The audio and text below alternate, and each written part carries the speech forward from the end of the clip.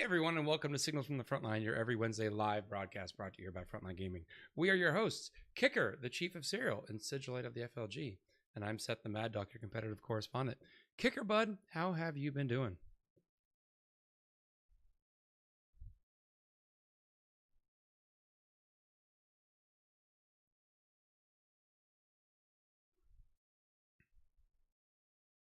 Mm-hmm.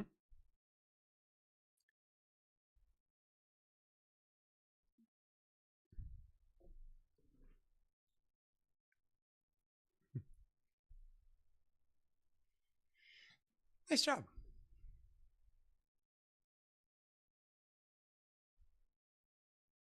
They're your earth tone. Your earth tone. Oh, they can't hear Kicker. Give me a second. Oh no! Now, can you guys hear Kicker now? Can you guys hear me? I hope you can hear me. I may or may not have had Kicker muted. You had me muted. Oh my gosh! Look at this. This is terrible. I mean, so I'm just. Is it terrible? It is terrible. Terrible right? I do talk muted? a lot. I do talk a lot. Chat, so guys, if you're listening, let us know if you can hear him now. Hopefully you can hear us, right? You should be watching us live every Wednesday night, 9 p.m. Eastern Standard Time, so that you can theoretically see the moments when I'm muted. Also be part of chat and get to see the visual elements, such as my olive drab camo. Right. I have unmuted you. The internet can hear you. They have responded. Thank you, internet. Yeah. So yes, Seth, I did paint my 2 AdMech models really, really fast. I have an AdMech army. In 3 days. Yeah, I had a game last week. I'm like, you know what? Looking at these new points for the AdMech, I know AdMech are kind of like terrible right now. I like to be an underdog. I have a cool army that I can run right now. I ran basically maxed cavalry plus tanks in the back. So it was just nothing but cavalry and tanks. It was so much fun.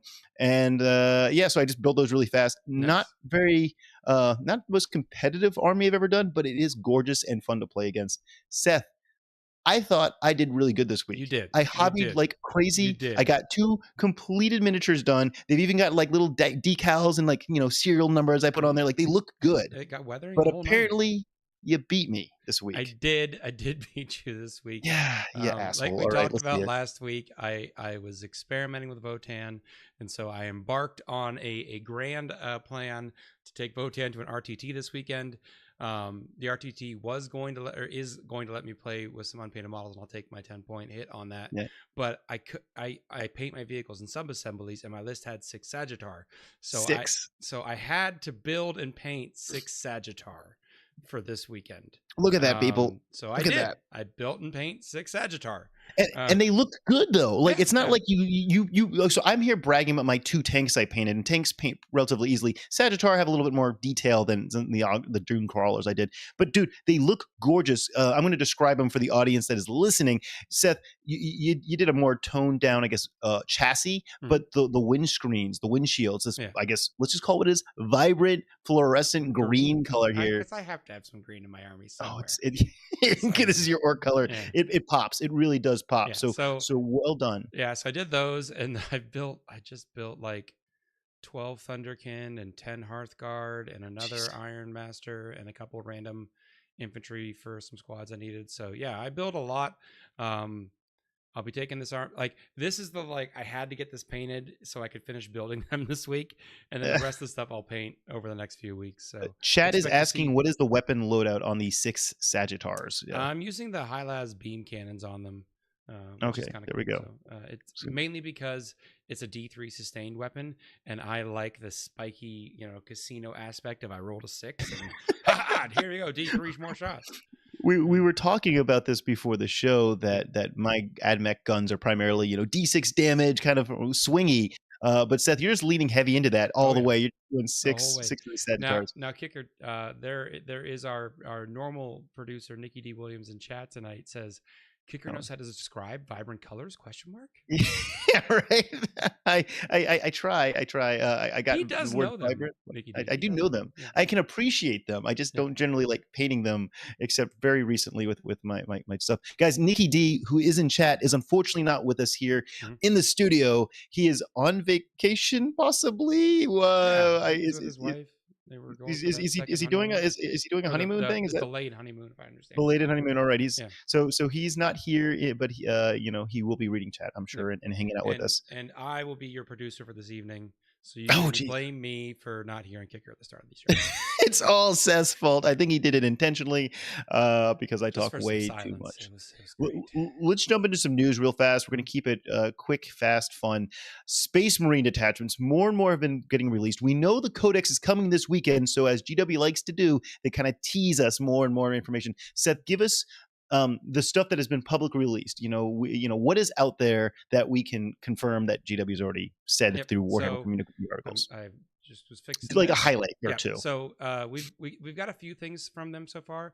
We've got and I'll just call it what it is, what seems to be the White Scar flavored detachment. Has Lightning Assault, which is basically your entire army can advance in charge or fall back in charge. That's good. And then the stratagem they showed is Wind Swift Evasion. It's in your opponent's movement phase. Just after an enemy unit moves, if it comes within 9 inches of one of your units, you can spend 1 CP and move one of your units up to 6 inches. So it's basically... So it's like up to 6 inches, or is it D6 inches? Up to 6 inches. That's really powerful. It's Phantasm, but it's kind of... You have to move near me, and then I'll Phantasm. But it's good against like assault armies. So I think that's really cool. I think just a Marine army that can advance and charge in general sounds pretty good. Yeah. Chat, tell us what you think. Are Space Marines going to be the new hotness? Are they going to take down the Eldari? All right. Space Marine defeats the Eldari right now. Nothing defeats them. So this week, as we were telling just briefly, is the beginning of the pre-order process for the Space Marine, I guess, wave of this edition. There's quite a few miniatures. You've got guys with jump packs. You've got HQ. You've got Terminators. You got it all. Got them all here, Kicker. We've got Captain and jump pack. Look there. Look at the Blood Angel Fisty one. Look at that. It really is a cool model, and it's kind of cool. It's nice because it still looks... Company Command Squad. That is my favorite. There's a guy with a heavy bolter in there. He looks that guy, and this guy looks really Emperor's Champion to me. Yeah, totally. I know they have a new sculpt for the Black Templar, but like the old sculpt, the old two-handed pose. Yeah. No, I love it. Give me those. And you got the banner. You have to have a guy with a banner. I mean, all command squads need a guy with a banner. So you've got a bunch of new kits. They're gorgeous. They're coming up for pre-order this weekend. Different than normal. This is going to be a 2-week pre-order process. This is likely because Space Marines are just so dang popular. You forgot the most important model they're releasing. Oh my gosh. Describe this model that is so important to you, Seth. It is another Primaris Lieutenant. Yeah, this is just GW trolling us at this point. I feel like at this point they have had to run through all of the previously made like sculpts they haven't released, and they just been commissioning more sculpts. Just like screw it, it's a meme now. Yeah, just do it. Just do it. Whatever. We everyone can use another lieutenant. This is kind of a controversial one. I like the Chaplain and Terminator armor with the shield. I don't know. There's something about I don't know. It looks. I like it. What do you think, Seth? You liking it's very similar to some other models we have seen from them. So I enjoy the Space Marine model range. It is. I'm a completionist when it comes to getting like armies, and so it's kind of like daunting to me to be like, oh, I want to buy some Space Marines. I'm like, I got so many Space Marines to get. And this is a pretty big release. I mean, we're getting the HQs, we're getting the jump throughs. There's 3 characters. There's the Command Squad. You're getting the new Stern Guard. There's new Stern. They're releasing the Stern Guard, the Terminators. They're releasing the Brutalis Dread and the Desolator Marines in their own standalone. They're releasing a new combat patrol for them. It's a lot of Marine product. Now, understand, Marines are like the flagship of GW 40K, so I expected them to go hard in the paint here, but that's a lot of stuff. Yeah, so because, like you said, there's a lot of people. Everyone's got a Space Marine army. It's a 2-week pre-order window that allow trucks to get lined up, orders to get packed, et cetera, et cetera. So we'll have to wait another 2 weeks and get your pre-orders in once they go live. Get your pre-orders in early and often. FLG will have a lot of stock, so if you're looking if you're on the hunt, obviously we work with Frontline Gaming, but gonna tell you they're gonna have a large right. This is not a Frontline Gaming podcast, but they will have all your pre-orders ready to go Saturday morning. Don't wait to pre-order. How's that? We should probably mention this. This is a pre-order window of 2 weeks, and we can confirm that the Codex will be used at the SoCal Open in October. I did see our lovely head judge Adam Solis posted that. So get your Codex, paint your miniatures fast because you do have to have them painted. But you will be able to run them at SoCal. Andrew, if you want to use the affiliate link, it's in chat. Not in chat. It's in the description below. in the show description. Below please. somewhere. Yeah, much further down than are here. are you pointing to your crotch? What's going on it's here? It's down here. Oh, down the floor. All right, let's hop into some nerd news real fast. Yep. There's always things to talk about. I don't think it's proper to really go in depth into nerd news without Nicky Dee. That is kind of his realm on our show. But I got to tell you, we're pretty happy to say that the Writers Guild of America has announced as of today that the strike of 12:01 a.m. Pacific time has ended. So the writer's strike has officially ended. This has been, I think, the second longest strike in the history of this union. It was going on for 148 days. Now, why is this important? Because a lot of things that we know and love have been delayed. Guys, I'm a Yellowstone fan. Yellowstone, that series has been getting pushed back a little bit. I'm sure there's some movies. Seth, maybe Dune there's part 2 got pushed back. Dune. Oh my gosh, Dune. Right. Yeah. Oh my gosh. Yeah, Dune was supposed to be out in November, I believe. Has that been pushed back officially? Do we know if it's pushed back? I believe it's been pushed back because they basically couldn't do any, like, for lack of a better term, editing of projects without the Writers Guild. Jeez.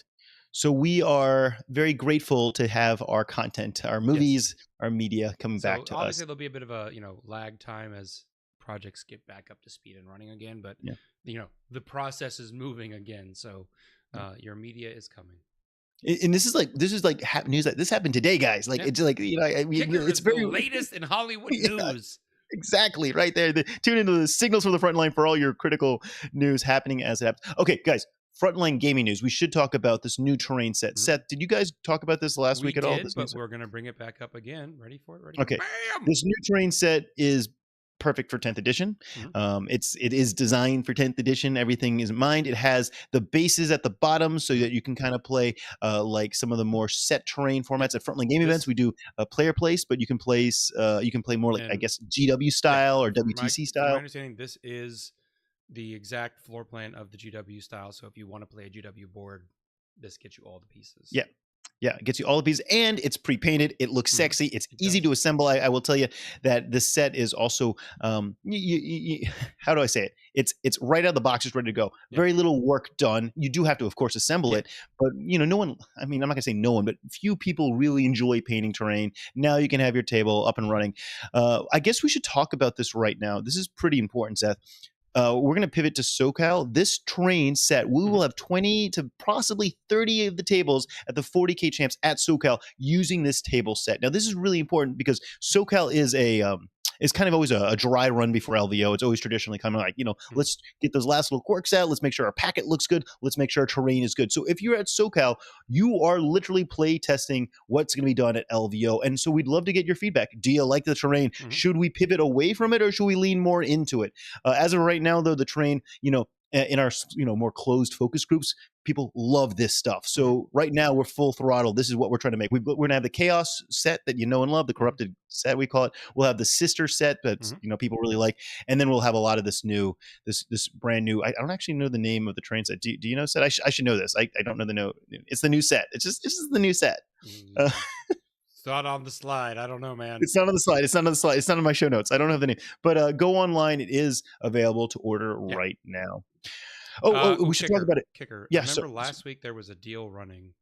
It was like the first 100. There was a cap on the number of people getting to it. I don't know. I think we added a few more opportunities for people to get it. That deal was tremendous. If you want the set, basically go right now. Like literally stop what you're doing. Pause us or whatever, go and buy the set because I did know we capped the that deal to a certain amount. It was basically like I think like $100 off or something crazy like that. And to clarify, Kicker, these pieces of terrain will be at SoCal, but they'll be using the player placed rules for those pieces. Yes. So SoCal's player packet is live. We can start talking more about SoCal. SoCal's player packet is live. This terrain is going to be one of the sets there. We use player placed terrain at SoCal like we do at LVO. This terrain is just functional for both Frontline Gaming style events or GW style WPC events. We should mention that this terrain set, which is kind of cool, is it's all the windows are closed. You got your true line of sight blocking. You don't have to discuss with your opponent. Can you see through that building? No, it's the ruin is blocked. So it's a pretty self-explanatory set to play on. So that will be at SoCal. We're excited to see you guys in SoCal. SoCal is in October, so not too far away, and we'd love to have you guys there and tell us. Come up to myself or any of the staff. Like less than a week away, Kicker. Say what? October's less. Yeah, right. Jeez, October's less than a week. We're screwed. Got to hurry up. Got to get ready. I'm scared. Get more terrain, go! Yeah, right. Well, we need more terrain. No, I promise we will have at least 20 sets. But I was told by my wonderful colleague Mike Gandolfo over at the office that we should have about 30 sets ready for SoCal. So that's a good chunk of our tournament. Mike in the warehouse and just aren't letting him out until. Yeah, dude, build terrain. Each terrain is level. A pizza under the door every once in a while. Oh man. So we're talking about SoCal. Go online, check out the player pack. It's on our main website. So if you want to know the specifics about the format, and hey, guess what? The missions are there too. So if you want to start practicing for SoCal, you can see the exact missions that you will be playing right then and there. So sweet. Let's talk a little bit about the LVO. And a new company that I've never heard of before, but that reached out to us that really wants to come to the LVO. So at the LVO, we got a lot of companies coming in from around the world. We have companies, of course, like Games Workshop and the Army Painter, but there's other companies that, maybe you haven't heard of yet. For example, we have Gamers Grass. That's a company out of Portugal that makes these beautiful little tufts, right? Like the best tufts. Have you used their tufts yet, Seth? Because I'm a cheap man and I get. He's a cheap man. Okay, well, Gamers Grass will be giving out free tufts at LVO if you just want to be cheap and grab a few. So, but here's another company I never heard of before because they're based in Germany, and we're in America, and we don't necessarily get all the products from overseas here. This company, the Army Box, reached out to me, and they basically are fully committing to LVO. They're really excited to be there. This is the first year. And they sent me a bag so that maybe I could see what the hell their product was all about. Because I was like, I've never even heard of you guys. Yeah, we'll be happy to be there. Look at this bag, right? So I have got I don't know how I should say this without this is embarrassing. I have, I think 5 or 6 foam bags, fill in the name brand. And the 5 or 6 foam bags plus easily a full cabinet of just foam what is it called? Trays, the foam trays. So I've got a very large inventory. I've never even tried a dedicated magnet bag. I just believed in foam. And the first thing I realized about this magnetic bag is I'm never gonna have to buy a foam tray again. Once you got your magnetic tray, you don't need to keep on buying more trays. You're good to go. So that alone is that's a huge it's huge, right? Huge. But then on top of that, I used this bag. I brought it. There's a beautiful photo of me taking this bag to the Lone Star Open. So I drove cross country with this bag. I realized, and maybe this sounds obvious, but guess what? There's no rubbing of model on foam. So there's no paint rubbing off. There's no little dangly little limbs snapping off. And I was like, wow, there's just way less damage than I've ever had. Plus my foam trays are all dedicated to a specific miniature. Well, a magnetic tray can fit whatever the hell you want, a tank or a little infantry dude. Seth, have you used foam or do you use magnet? What is your? I use foam predominantly, but you pointing out the, for lack of a term, modularity of a magnetic tray does intrigue me because I have a lot of orcs. I have a lot of. And dude, orcs are freaky, right? You have things like the kill rig, which has got all sorts of weird parts hanging out all over the place. Those are weird miniatures. So it's definitely something I want to experiment with because there are definitely what I could take in one orc army that's a bunch of infantry and maybe some bikes, and then another orc army could be a bunch of vehicles.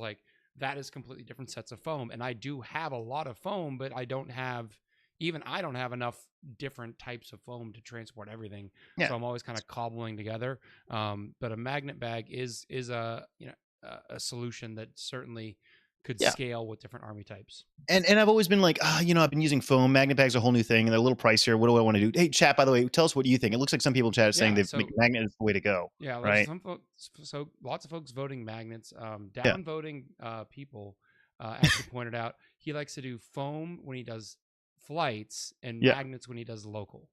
Okay, cool. That makes sense, right? Yeah, because if you think someone's throwing your bag around, I would, I guess, be a little bit more worried about it. Yeah, you'd have to use them super duty strong magnets to make sure they never move, but still, you get a little scared. Well, I had never used a magnet bag, and I was like, okay, I'm blown away. So just the concept of a magnet bag has gotten me pretty well sold. Here it is, another photo at Lone Star. But show the next photo. It's my favorite one. Look there it is. My opponent is Joe. I play Joe. So we can stay on that photo. Yeah, we rides in the. Yeah, well, I mean, so that's what makes this particular bag interesting, right? So it's a magnetic bag, it's a cool bag, but then what makes this Army Box, that's the brand name, Army Box, so special? First of all, guys, it's freaking German, all right? I love the design of a good Ford. I'm not. I am actually German, guys. Das ist good. Ja, wie Lederhosen, Häagen-Dazs. All right, vielen Dank. All right, so I'm actually German, but let's remove that in my decision-making comparison here. But like, I like a good Ford as much as anyone. Hell, my wife drives a Bronco, right? But like, a Mercedes is still leagues apart, and this bag is just built like it was like built like a freaking ox. So all solid metal, reinforced, structure. I was literally blown away. But also like the design, it does look sleek and sexy, which is cool because you want your bag to look kind of cool. But like the design of this particular bag had me sold. So it's a tall bag, Seth. I don't know how to describe it. It's like, it's not a flat like duffel bag. It's more like built like a backpack. So when you put it down on the floor, it takes up less square footage, and you can open it up and slide out your trays without being a whole mess. The pockets are like perfectly designed. I have never once gone to an event where I didn't also have like a backpack. So I had my army bag and a backpack. So I had to carry like, my dice and my dice tray, my rules book. Everything fits into one nice bag compactly. You know, I got to tell you, the design of this tall design. You showed that photo of it strapped into my shotgun seat. Like, it's genius. You put this bag in your car, in a passenger seat in your car, and you just 3-point harness, and it's not going anywhere. Anyway. I was blown away with the design of this. I really do think people should consider looking at magnetic bags in general, but specifically this Army Box company. I got you looking. Like, Seth is literally right now looking at the website right now. Like, what is going on here? So this is the thing that's a little weird, though, right? Yeah. It's got to come from Germany, and I'm like, guys, that's going to increase the cost of this. Well, they're doing free shipping, and because they're coming to the LVO and they really wanted to partner with us, they're doing an LVO special, and this special is insane. We're gonna have the link in our show description for you to check out. But check this out, guys. They're going to be at LVO, but they're doing a pre-LVO special where if you order now, they will ship the bag to your house. And so you'll have it guaranteed to then bring it to the LVO and use it as your army transport to LVO, which is just like, whoa, mind blowing. That's a genius idea, right? Yeah. And guess what? If you show your army bag while you're at the LVO at their booth, they got a special gift for you as well. And the icing on the cake is that they're doing all this at a discounted price, like an only for LVO kind of special. Unfortunately, if you're not in the US, they're not doing this deal. It's only shipping to the US, but you're getting a very special deal. I would assume you're getting this guaranteed. In the UK, though, they could still ship to you? Yeah, I'm sure they will, but you just won't get the LVO special deal. And I don't know. I guess you pay a different price point at that point. But it's a pretty sweet deal. You're getting this bag shipped so that you can then use it at the LVO. I would do it, except I'm not taking an army to LVO. You're not taking an army. What, are you working or something? Are you working the LVO? What's wrong with you? Yeah, I got to. You tell me, Kicker, that I don't know. No, I'm counting on you, man. We need all hands on deck. By the way, if you'd like to volunteer to help at the LVO, please reach out to Seth and I, because we need all the help we can get. The LVO has gotten ridiculously massive. So anyway, yes, one of the guys in chat did mention, hey, like, I like to use a foam bag for traveling by plane. Well, the kind of cool thing is they have different bags that the Army Box makes. All of them are part of the LVO special. The one that I have is actually called the Army Box Air, and it's designed to fit in the overhead compartment. And I would only use it as a carry-on. I would never ship it in the stowage thing. There was already the discussion of, if you take an army, you do it as a carry-on. You don't. As a carry-on, right? So I wouldn't actually put a foam bag as a shipped bag, period. But this Army Box Air does fit in the overhead compartment perfectly. And if you use strong enough magnets, you should be fine with it being, with your bag being sideways and whatnot. Mm-hmm. So, Seth, if only we had a magnet sponsor, Kicker. Okay. Well, what's the guy's name? Come on, there's a guy that makes magnets. Magnet Baron. Magnet Baron, I don't think you're coming to the LV. I haven't seen him on the exhibitor list. We need to get that. If someone wants to join the LVO, vendor hall, that's a magnet. Seems like it would be a natural fit. Reach out to Kicker. I'm sure he can get you set up. Well, better yet, like if you're listening to our podcast and you happen to be friends or play in the same sort of gaming circle or gaming club as the Magnet Baron, just like tell him, hey, dude, like what the hell? Like reach out to Kicker, because I'll happily get him in there. We have a product that would go fantastic perfectly with this, with a magnet salesman. So Seth, we're talking about army transportation, right? You and I both traditionally have used foam bags. Yep. It seems like a lot of people in chat are rooting all about magnet bags. Yep. Frontline Gaming, I should say, does have a beautiful foam bag, and our Frontline Gaming bag is very affordable. It's kind of an all-in-one package. It does have your phone. So if budget is your primary concern, yeah, maybe foam might be the way to go. But for longtime players like Seth and I, eventually you want to stop buying foam trays and you want to have something a little bit more modular. I've heavily invested in KR foam. And It's been good, but it's just like every time I get a new weird model, and I'm like, oh, I don't quite have a tray of foam for that. I then start rooting through my closet trying to figure out like how to Frankenstein what foam I have, because like half my closet is foam. Yeah. And every like at least like once a year, I basically just break down and order some more foam. Yeah. So yeah, I mean, it's a tradition. Looking at, trying out a different system. I also come a few of the GW cases with the accordion foam in it. Yeah, let's go with the traditional GW, and then we have to talk about the brand new thing that just got announced. So the traditional one, you called it the accordion foam. Have you guys? Oh no, if you're talking traditional kicker, I've got the old giant that look like a big old briefcase one. I have those too. Do you know that was just a repurposed like rifle case? Like that thing was just a giant plastic box. So yeah, that was like really old school. But let's move like a little bit more recent. The accordion foam. Yeah. That foam. That GW that you can go to a GW store currently right now and buy a case. The case is hard plastic. The inside is this accordion foam. Seth, do you like that style of case? I like it for more awkward sized models because the foam is really soft and you can really kind of deform it to fit those weird models in. So I've liked it for that. I've liked it for like bikes or like squigogs. I use it for my cavalry. It works well. Yeah, those cavalry size things, and not so much for infantry because it doesn't really hold the infantry very tightly unless you said something though really good though I want to pinpoint on is that GW foam is some sort of weird magic concoction because that foam is so soft. That is one of the few foams I have that has never rubbed my paint off, like never, not even with traveling cross country. So their foam is in chat tonight. He's a big painter. He's always trying to compete. I'm curious, Dean, what do you travel with? Because you travel all the time and you're always competing for paint. Like, yeah, I see him at all of our events. Yeah, Dean, what is your means of taking your army, your beautifully painted army, from point A to point B? He has 3 A cases, 2 of the old Kickstarter, and the cane. Are those foam or are those magnets, Dean? And if you're in chat, tell us some other options too, right? So we have the GW plastic foam. Andrew pointed out, yes, the red GW foam, yes. Yes, the red. Wow, dude, you're right. That was it was red foam. I have several of the smaller little ones, and then I have a big green Warhammer Fantasy one because it was green. Oh, geez, of course, just you bought it because true story. Last year at the Frontline Gaming secondhand shop event, I think it was the BAO. We just had a pile of these old red foam filled cases that they're still in my closet. I'm always just trying to figure out like, what do I do with these? Yeah. Well, so then you also have like other companies, right? There's plenty of companies that are making foam cases, or there's like the ones that are the clear. Army Carrier does, or there's a clear one, right? Have you seen a clear case? Yeah. Have you seen I've seen that. They're usually the clear case ones are usually like magnetic trays with a clear door. Yeah, I've seen those. There's a bunch.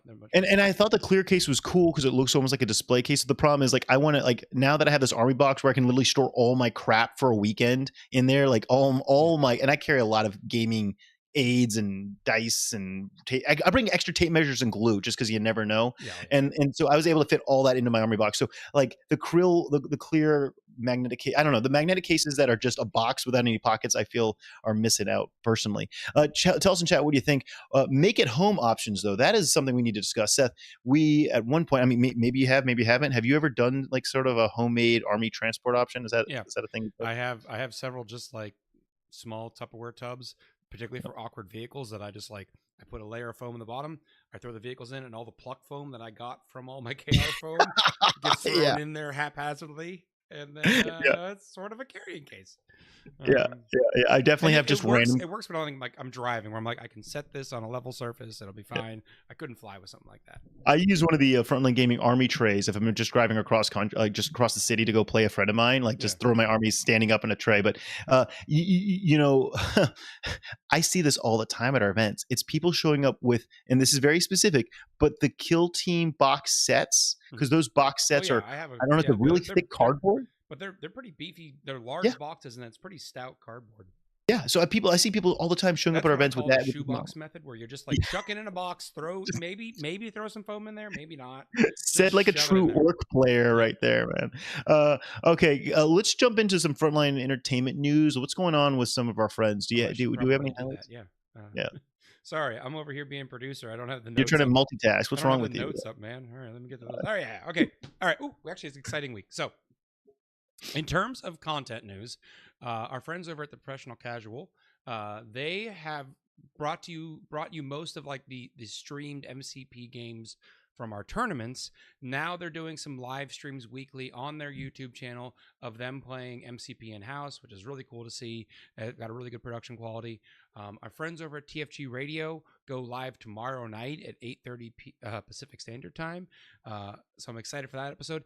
It is a bit like watching a college football game that's on the West Coast when you're here on the East Coast, because you're like, man, 8:30 Pacific is like 10:30 for us. That's when they start the show. And then our good friend Joe over at War Games Live, he is finishing the last leg of his long stint without his dogs, because he is flying. He's actually already flown. He is in London for the London GT. So he has just been all over the place. It's been really exciting to see him doing all that. So great job. Looking forward to your content this weekend while I build more Votann. So to watch the London GT, you tune into Joe's War Games Live channel, right? It's not on the. Okay, cool. I just want to make sure. It's on his channel. Yep. Sweet. Yep. Do we want to talk about anything happening on the Frontline Gaming community group? I know we like to spotlight some. We've got a few painters to call out this week. All right, let's do it. Let's do it. And for those of you that are unaware, we have this Frontline Gaming community Facebook group. It's extremely active, very social, great place to ask questions about upcoming events. And we like to ask everyone. Really every week, at least myself or Adam are posting the, work in progress. This is Fighting Talons did some Taloses here. Fighting Dice did Talos. Wow. Fighting Taloses. Fighting Taloses. Fighting Dice. That puts I hate to say it, that guy puts us to shame, Seth. Like, I thought we did pretty good with our hobby project. He did pretty good. Well done. But speaking of transport carriers, Andrew Simmons was in chat talking about his transport options. He posted Kicker. This is how he uses magnet trays to get his gargantuans transported sideways. Oh, wow. So, yeah, for those of you listening to the podcast, this is, I guess, some form of a box with miniatures hanging on the sides. I mean, that just... I love describing the picture. I'm sorry. Not everyone gets to some people listen to our podcast. In terms of cereal, describe it as a cereal. This is like a family size Rice Krispie box from 1984, as opposed to 1985, which is narrower. But anyway, yeah. So this is that is a impressive feat of trust with magnets. But I guess it really does work. It does. Damn. We have next up, David Chips posted his work in progress for his Death Leaper. Look at all those little tiny highlights over the carapace and the tentacles.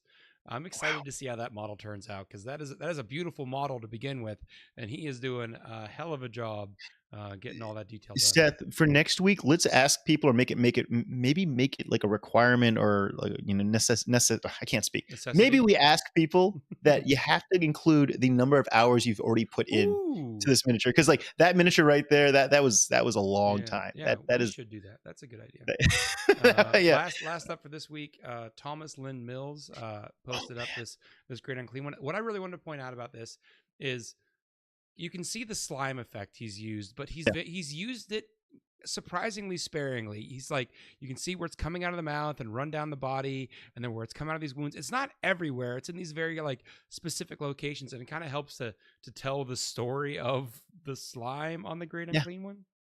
Well, like that's the trick, right? Yeah. Battle damage, or if you want to call it slime content, I don't know, slime damage. Like, if it's used sparingly, it's amazing. I see a lot of people go overboard with it, and it kind of dilutes the impact. So that's like perfectly pulled off. Well done, Thomas. That is really, really impressive. Yeah. So, great work, guys. Keep up the good work. I guess next week that is a good idea. We'll start asking how much time commitment was that? Yeah, because like, damn, dudes, like you and I painted quite a few vehicles in a short amount of time. Other people have painted like half a miniature, and it probably took them that entire week. So well done. All right. Seth, I got to tell you, man, I am stoked this week. I'm busting out my AdMech again. I am so pumped to be the underdog and run 36 cavalry straight into the enemy, followed up by tanks, and probably get my ass handed to me. But I'm really enjoying right now. Just like you're pitting Votann. I'm taking a step back from my guard for a little while and just gonna have some fun. Nicky Dee's on Necrons. Nicky Dee is on neck. I mean, geez, man, the world's going insane. Well, it's like once one of us switched, and the other one was like, "Well, I want to switch too." I feel left out. I want to switch too. Yeah, I think that's what happened. Is we're like, you know what? I guess it's socially acceptable within our for the listeners that may remember. last year when we had the late great Tech Priest Dicky, him and I vowed that we would both play one faction for a year. He would play World Eaters and I would play Orcs. I have kept close track on the activities of the former Tech Priest Dicky. He did not just play World Eaters. He played a lot of other armies this year. So I stayed true to my word longer than he did. Yes, you did. Yes, you did. And so because you won that race, Seth, at this point, it's totally fine for you to play Votann. No one is judging you. It's time for a grudging. That's what it is. All right, Seth, take us out of here, man. Well, thank you so much for joining us. We really hope you enjoyed this episode of Signals from the Frontline. Have a great week, and we will see you next Wednesday. Good night, guys. Good night, guys.